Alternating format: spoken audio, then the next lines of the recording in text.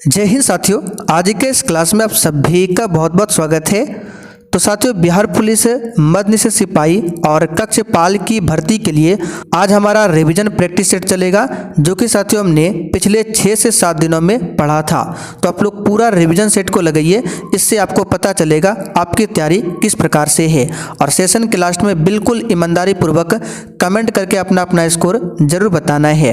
और साथियों, आपका बैच कब से स्टार्ट हो चुका है, जिन्होंने अभी तक ज्वाइन नहीं किया है, यहाँ पर हमारा व्हाट्सअप नंबर दिया गया है, मैसेज करके बता सकते हैं कि सर हमें बैच ज्वाइन करना है। तो चलिए इसी के साथ आज के इस रिवीजन सेट को स्टार्ट करते हैं। इसमें टोटल 65 MCQ होने वाला है। तो देखिए, आज का पहला क्वेश्चन है, पंचायती राज का वर्णन संविधान के किस अनुच्छेद में किया गया है। चलिए सभी ऑप्शन को ध्यान से पढ़िए और साथियों प्रत्येक स्टूडेंट को नीचे लाइव चैट में या फिर कमेंट बॉक्स में अपना अपना आंसर करना है, जिससे कि आप सभी का प्रॉपर तरीके से रिवीजन भी हो सके। तो यहाँ पर इस क्वेश्चन का आंसर क्या होगा, पंचायती राज का वर्णन संविधान के किस अनुच्छेद में किया गया है। तो याद रखिएगा अनुच्छेद 40 में। यहाँ पर फर्स्ट ऑप्शन आपका सही जवाब है अनुच्छेद 40। चलिए आगे देखिए, भोपाल त्रासदी में किस गैस का रिसाव हुआ था। चलिए क्वेश्चन नंबर 2 के लिए आप लोग आंसर बताइए। और देखिए, जो भी साथी चैनल पर पहली बार आए हैं, आप लोग चैनल को सब्सक्राइब कर लीजिए ताकि एक भी क्लास आपका छूटे ना।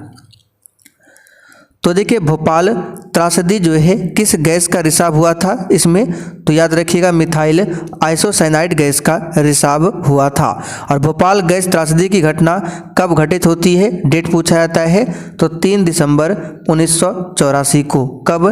3 दिसंबर 1984 को। आगे देखिए, भाखड़ा नांगल परियोजना किस नदी पर स्थित है, सतलज, झेलम, ब्यास या फिर डी चिनाब नदी पर। तो यहाँ पर इस क्वेश्चन का आंसर क्या होगा, भाखड़ा नांगल परियोजना जो है सतलज नदी पर है। कौन सी नदी पर है? सतलज नदी पर। यहाँ पर फर्स्ट ऑप्शन आपका सही जवाब है सतलज नदी पर। चलिए आगे देखिए, जयप्रकाश नारायण अंतर्राष्ट्रीय हवाई अड्डा बिहार के किस शहर में स्थित है। चलिए क्वेश्चन नंबर 4 के लिए आप लोग आंसर बताइए। साथियों, ये सब क्वेश्चन जो है हमने ऑलरेडी प्रैक्टिस सेट में फुल डिस्कशन के साथ पढ़ लिया है, तो आज हम किसी भी क्वेश्चंस का डिस्कस नहीं करेंगे। ये रिवीजन का क्लास आपका चल रहा है। तो जयप्रकाश नारायण की बात करें तो इनको लोक नायक की उपाधि दी गई है। और जयप्रकाश अंतर्राष्ट्रीय हवाई अड्डा कहाँ पर है? बिहार में है। बिहार में कहाँ पर है? तो पटना में। डी ऑप्शन आपका सही है। चल आगे देखते हैं क्वेश्चन नंबर 5। भारत में वन्यजीव संरक्षण अधिनियम कब से लागू हुआ था। और देखिए, सेशन के लास्ट में आप सभी को अपना अपना स्कोर कमेंट करके हमें बताना है, बिल्कुल ईमानदारी पूर्वक अपना अपना स्कोर देना है। तो देखिए, भारत में वन्यजीव संरक्षण अधिनियम जो है 1972 से लागू हुआ था। कब? 1972 से। और इसी के तहत 1973 में प्रोजेक्ट टाइगर की शुरुआत होती है। अगर आपसे पूछे वन संरक्षण अधिनियम कब लाया गया था, तो 1980 में। और वन्यजीव संरक्षण अधिनियम 1972 में। आगे देखिए, भारत की वित्तीय राजधानी कौन सी है। प्रत्येक स्टूडेंट को आंसर करना है। तो साथियों, भारत की वित्तीय राजधानी है मुंबई। यहाँ पर डी वाला ऑप्शन आपका सही जवाब है। और मुंबई की बात करें तो ये कौन से द्वीप पर अवस्थित है, तो मुंबई जो है सालसेट द्वीप पर स्थित है। कौन से द्वीप पर? सालसेट द्वीप पर। चलिए आगे बढ़ते क्वेश्चन 7। जालियांवाला बाग हत्याकांड की जांच के लिए सरकार ने किस समिति का गठन किया था। बिल्कुल आपके सिलेबस पर आधारित क्वेश्चन है, फटाफट से आंसर बताते चलिए। तो जालियांवाला बाग हत्याकांड 13 अप्रैल 1919 को हुआ था पंजाब के अमृतसर में। और इसकी जांच के लिए सरकार ने हंटर समिति का गठन किया था। हंटर समिति, इसमें कितने सदस्य थे, तो टोटल 7 सदस्य थे। आगे देखिए, भारत में लोकतंत्र की सफलता में बड़ी बाधा क्या है? तो इसका सही जवाब है मतदान का दुरुपयोग, अशिक्षा, गरीबी, ये सभी है। डी ऑप्शन राइट है। आगे बढ़ते हैं। डॉक्टर भीमराव अंबेडकर ने किस मौलिक अधिकार को संविधान की आत्मा कहा है? तो यहाँ पर इसका सही जवाब है संवैधानिक उपचारों का अधिकार। आर्टिकल 32 को भीमराव अंबेडकर ने क्या बताया है? तो संविधान की आत्मा। आगे देखिए, बिहार में जल मंदिर कहाँ पर अवस्थित है? इस क्वेश्चन पर आप सभी स्टार मार्क कर लीजिए, एग्जाम के लिए इंपॉर्टेंट है। तो यहाँ पर इस क्वेश्चन का आंसर क्या होगा? D option Pawapuri. बिहार के पावापुरी में जल मंदिर अवस्थित है। चलिए आगे बढ़ते हैं। क्वेश्चन नंबर 11, तुर्की देश की राजधानी कहाँ पर है? साथियों, इस एग्जाम के लिए डेली रात 8 बजे से आपको प्रैक्टिस सेट का क्लास दिया जाता है लाइव चैट के साथ, तो आप लोग डेली क्लास को अटेंड कीजिए। तो तुर्की का अब नया नाम हो गया है तुर्की, और यहाँ की राजधानी है अंकारा। फर्स्ट ऑप्शन आपका सही जवाब है अंकारा। वेलिंगटन जो है न्यूजीलैंड की राजधानी है। आगे देखिए, निम्नलिखित में से किस राज्य से होकर कर्क रेखा गुजरती है? तो साथियों, कर्क रेखा 8 राज्यों से होकर गुजरती है। गुजरात, राजस्थान, मध्य प्रदेश, छत्तीसगढ़, झारखंड, पश्चिम बंगाल, त्रिपुरा एवं मिजोरम। तो यहाँ पर देखिए मध्य प्रदेश दिया हुआ है। चलिए आगे बढ़ते हैं। भारतीय संविधान की प्रस्तावना में 42वें संविधान संशोधन द्वारा कौन से शब्द जोड़े गए? बताइए। तो इसका सही जवाब है समाजवादी, धर्मनिरपेक्ष तथा राष्ट्र की अखंडता। ये 3 नए शब्दों को जोड़ा गया था 1976 में। ठीक है, कौन सा संशोधन हुआ था? तो 42वां संशोधन। कहाँ पर हुआ था? प्रस्तावना में। ठीक है, चलिए आगे बढ़ते हैं। निम्नलिखित में से किसने माइक्रो फाइनेंस यानी सूक्ष्म वित्त के ग्रामीण मॉडल को बताया?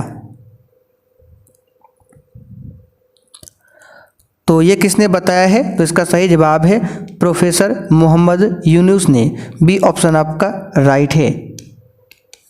चलिए आगे देखिए, भारत की प्रथम विधिवत जनगणना का वर्ष कौन सा था?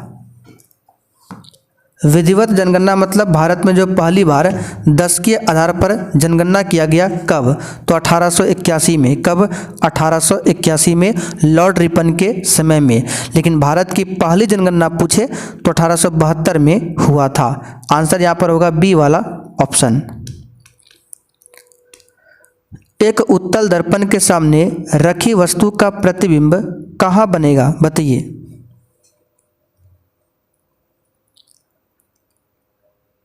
तो यहाँ पर इस क्वेश्चन का आंसर क्या होगा? तो एक उत्तल दर्पण के सामने रखी वस्तु का प्रतिबिंब ध्रुव और फोकस के बीच बनता है। ध्रुव और फोकस के बीच में।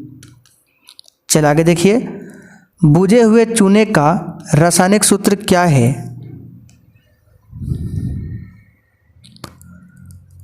सी राइट आंसर करेंगे CaOH2। बुझा हुआ चूना का रासायनिक सूत्र है। और बिना बुझा हुआ चूना का रासायनिक सूत्र पूछे तो ये होता है CaO, कैल्शियम ऑक्साइड। ठीक है, कैल्शियम ऑक्साइड को क्विक लाइम भी बोला जाता है, क्विक लाइम। आगे देखिए, पादप में फ्लोएम उत्तक का क्या कार्य है? बताइए। तो साथियों, पादप में फ्लोएम उत्तक का कार्य होता है भोजन का संवहन करना। देखिए बी ऑप्शन में दिया हुआ है भोजन का संवहन करना। जल का संवहन कौन करता है? जाइलम उत्तक। डायनासोर का विलुप्त होना किसका एक उदाहरण है? बताइए। आंसर है विलोपन का एक उदाहरण है।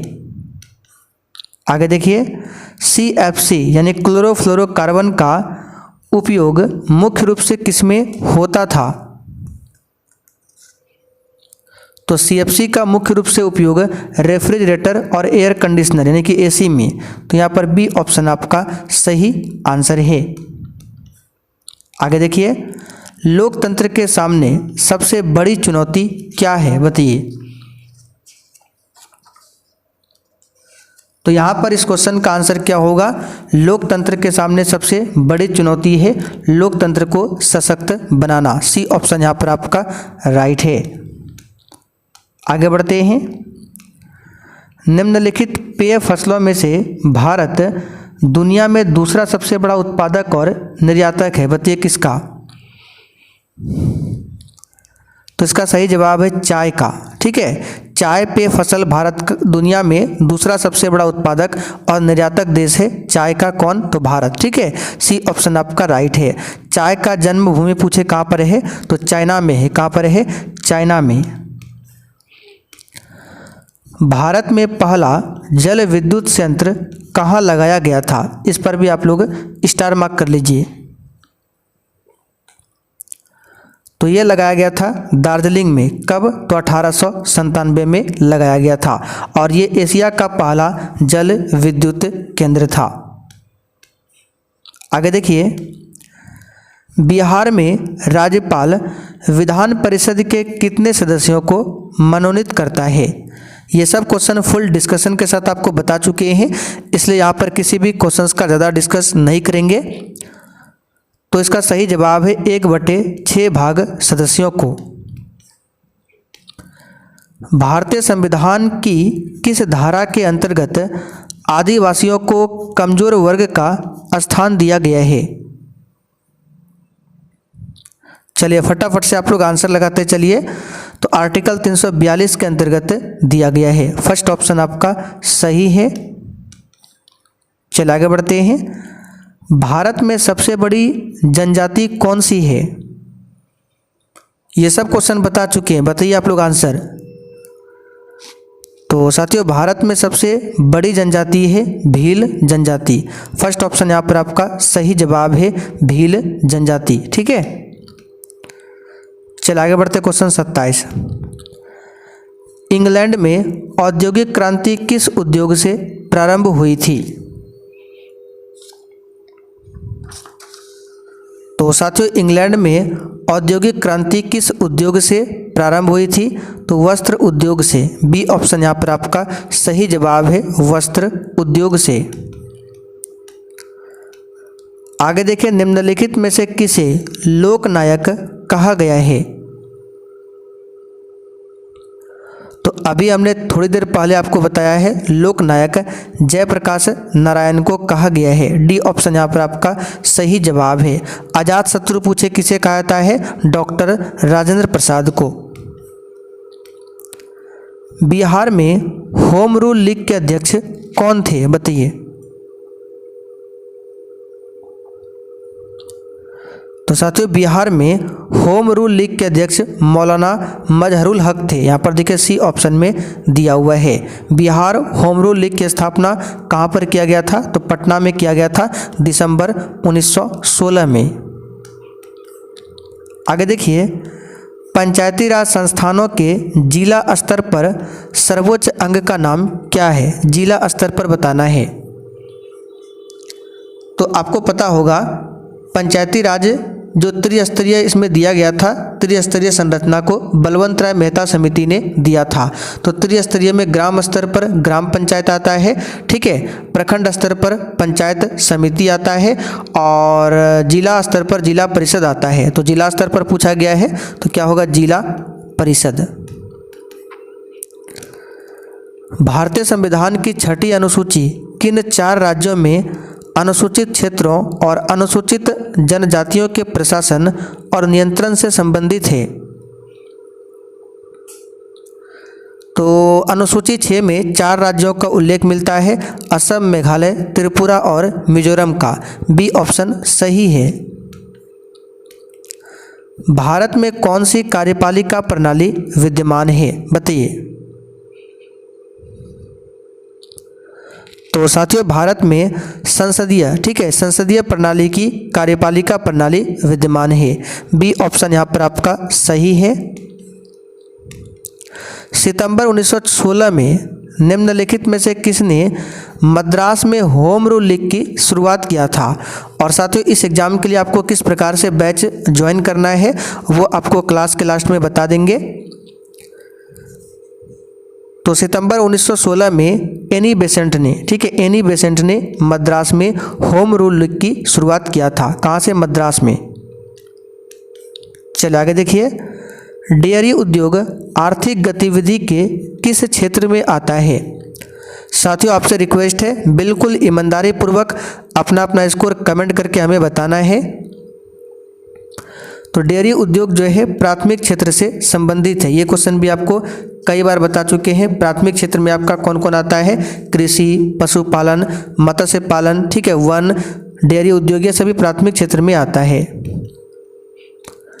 यूपीआई को स्वीकार करने वाला विश्व का 8वां देश कौन बन गया है?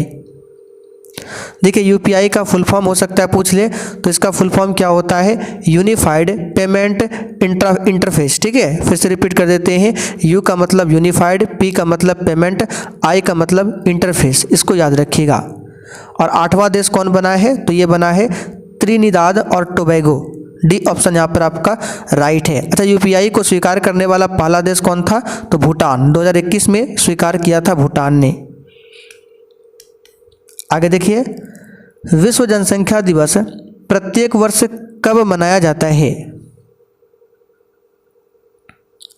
तो साथियों ये 11 जुलाई को मनाया जाता है। कब? 11 जुलाई को। जनसंख्या के अध्ययन को क्या कहते हैं? जनसांख्यिकी। चलिए आगे देखिए। लेंस की क्षमता का एसआई मात्रक क्या है बताइए? तो ये सब क्वेश्चन नॉर्मल है, इसमें ज़्यादा समय बर्बाद नहीं करेंगे। डायोप्टर, ठीक है, क्या है? डायोप्टर। विद्युत धारा मापने वाले यंत्र को क्या कहते हैं? तो इसको ए मीटर बोला जाता है। क्या बोला जाता है? ए मीटर। यहाँ पर बी ऑप्शन आपका राइट है, ध्यान रखिएगा। आगे देखिए, दही में कौन सा अम्ल पाया जाता है? और साथियों आप लोग सेशन को लाइक करें और अधिक से अधिक सेशन को शेयर करें ताकि एग्जाम तक आपका ऐसे ही रेगुलर क्लास चलता रहे। तो दही में कौन सा अम्ल होता है? इसका सही जवाब है लैक्टिक अम्ल होता है। सबसे अधिक कठोर एवं तन्य धातु कौन सी है? तो ये है टंगस्टन। क्या है? टंगस्टन। डी ऑप्शन यहाँ पर आपका राइट है। इसका संकेत होता है W। आगे देखिए, मीथेन में कितने सहसंयोजी आबंध होते हैं? तो मीथेन का फॉर्मूला CH4 होता है। इसमें 4 सहसंयोजी आबंध होते हैं। बी ऑप्शन राइट है। चलिए आगे देखिए, रक्त का थक्का बनाने में कौन सी कोशिकाएं मदद करती है?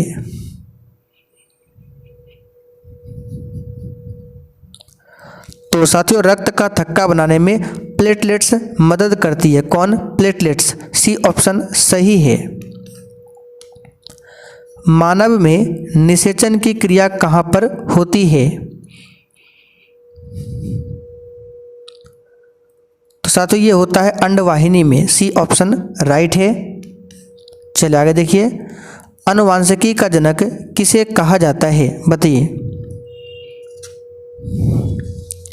तो आप सभी जानते हैं ग्रेगर जॉन मेंडल को अनुवांशिकी का पिता बोला जाता है।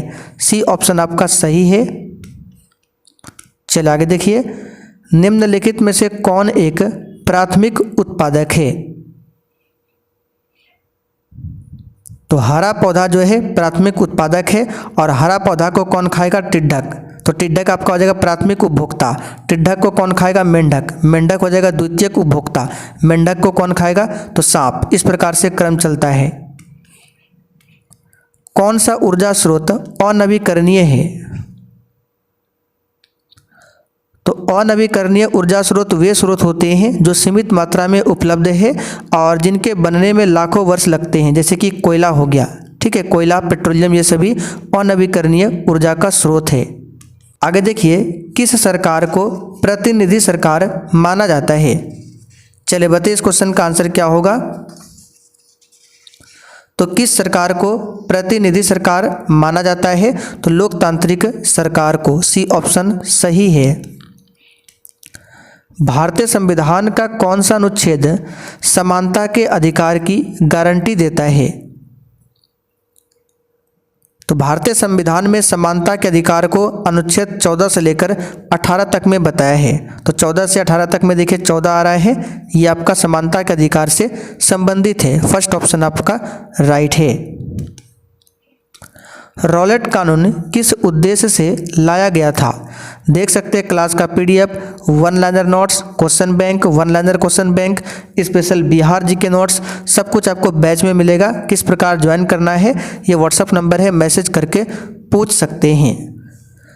तो रॉलेट कानून किस उद्देश्य से लाया गया था? इसका सही जवाब है क्रांतिकारी गतिविधियों पर अंकुश लगाने के लिए। ठीक है, रॉलेट एक्ट को बिना वकील, बिना दलील तथा बिना अपील का कानून कहा जाता है। भारत में खाद्यान्न उत्पादन की खरीद, वितरण और भंडारण के लिए कौन सी एजेंसी जिम्मेदार है? तो यह है भारतीय खाद्य निगम, FCI। ठीक है, FCI, बी ऑप्शन यहाँ पर आपका सही है। सप्त क्रांति की अवधारणा को प्रतिपादित किया गया था, बताइए किसके द्वारा? तो साथियों ये राम मनोहर लोहिया के द्वारा प्रतिपादित किया गया था। ए ऑप्शन यहाँ पर आपका सही है। आगे देखिए, गुरु गोविंद सिंह की माता का नाम क्या था, बताइए। तो गुरु गोविंद सिंह के माता का नाम गुजरी देवी, ऑप्शन में नहीं है, तो इसका आंसर होगा डी। ठीक है, क्या होगा, इनमें से कोई नहीं। और गुरु गोविंद सिंह के पिता का नाम था गुरु तेग बहादुर, जो सिखों के 9वें गुरु थे। भारत में प्रथम सत्याग्रह गांधी जी ने कहाँ शुरू किया था? तो गांधी जी का पहला सत्याग्रह था दक्षिण अफ्रीका में, लेकिन भारत में पूछे सबसे पहले तो चंपारण में, जो कि 1917 में हुआ था। बिहार में नहरों द्वारा सर्वाधिक सिंचाई किस जिले में होती है, बताइए। इसका आंसर है रोहतास जिले में। ठीक है, रोहतास को बिहार में चावल का कटोरा भी बोला जाता है। चलिए आगे देखिए, पटना उच्च न्यायालय की स्थापना कब हुई थी? 3 फरवरी 1916 को। देखिए 1916 डी ऑप्शन में दिया हुआ है।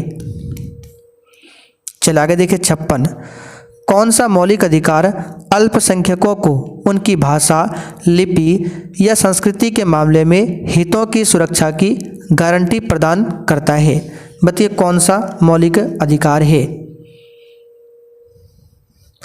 तो यहाँ पर इस क्वेश्चन का आंसर क्या होगा? तो इस क्वेश्चन का यहाँ पर आंसर हो जाएगा आपका ऑप्शन डी, सांस्कृतिक और शैक्षिक अधिकार।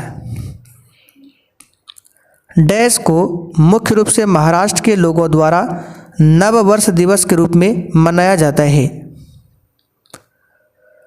तो याद रखें गुड़ी पाड़वा, गुड़ी पाड़वा को मुख्य रूप से महाराष्ट्र के लोगों द्वारा नव वर्ष दिवस के रूप में मनाया जाता है। चलिए आगे देखिए, मानव विकास रिपोर्ट किस संगठन द्वारा प्रकाशित की जाती है? तो मानव विकास रिपोर्ट जो है UNDP के द्वारा प्रकाशित किया जाता है। UNDP, इसकी स्थापना 1965 में किया गया था। कब? 1965 में। भारतीय अर्थव्यवस्था का तृतीय क्षेत्र किससे संबंधित है? तो साथियों ये सेवा क्षेत्र से संबंधित है, सेवा क्षेत्र। इंद्रधनुष बनने में प्रकाश की कौन सी परिघटनाएं सम्मिलित होती है? तो इंद्रधनुष बनने में प्रकाश की कौन सी परिघटनाएं सम्मिलित होती है? यहाँ पर इस क्वेश्चन का आंसर आपका क्या हो जाएगा? तो इसका सही जवाब होगा अपवर्तन, विक्षेपण तथा पूर्ण आंतरिक परावर्तन, तीनों हो जाएगा। ठीक है। मस्तिष्क का सबसे बाहर का स्तर क्या कहलाता है? बी राइट आंसर करेंगे ड्यूरामीटर। आगे देखिए, मानव हृदय में दोहरे परिसंचरण का क्या अर्थ है? तो मानव में दोहरे परिसंचरण का अर्थ है रक्त का 2 बार हृदय से गुजरना। देखिए फर्स्ट ऑप्शन में दिया हुआ है। एक पुष्प से परागकणों का दूसरे पुष्प के वर्तिकाग्र तक पहुंचना क्या कहलाता है? तो ये परागन कहलाता है, परागन, बी ऑप्शन सही है। ओजोन परत का मुख्य कार्य क्या है? सी आंसर है सूर्य से आने वाली परावैंगनी किरणों से रक्षा करना, ये ओजोन परत का कार्य है। चलिए आखिरी क्वेश्चन देखिए, योग्यतम की उत्तरजीविता का सिद्धांत किसने दिया था? तो ये दिया था चार्ल्स डार्विन ने। सी ऑप्शन यहाँ पर आपका सही है। तो साथियों आज का ये रिवीजन का प्रैक्टिस सेट यहीं पर कंप्लीट होता है। अब चलिए जिनको भी इस एग्ज़ाम के लिए बैच को ज्वाइन करना है, आइए आपको बता देते हैं किस प्रकार से बैच को ज्वाइन करना है, बैच में क्या क्या मिलेगा। तो बैच को ज्वाइन करने के लिए सबसे पहले प्ले स्टोर से ये वाला एप्लीकेशन को इंस्टॉल कर लीजिएगा। नाम देख लीजिए सक्सेस वर्ल्ड MCQ। तो इंस्टॉल करने के बाद ओपन करना है। ओपन करने के बाद इस प्रकार से इंटरफेस शो होगा। ऑल कोर्स पर क्लिक करना है। जैसे ही क्लिक करेंगे तो सबसे नीचे आ जाना है, लिखा मिलेगा बिहार मद्य निषेध और कक्षपाल। यहाँ पर पेमेंट करके इस बैच को आप लोग परचेज कर सकते हैं। अभी ऑफर चल रहा है तो ले सकते हैं। ऑलरेडी बहुत सारे बच्चे इस बैच को ज्वाइन करके अपनी तैयारी स्टार्ट कर चुके हैं। तो आप लोग पीछे मत रहिए, और कोई भी डाउट हो, कोई भी समस्या आती है तो ये हमारा व्हाट्सअप नंबर दिया गया है, मैसेज करके आप लोग पूछ सकते हैं। यहाँ पर देखिए सब कुछ लिखा हुआ है।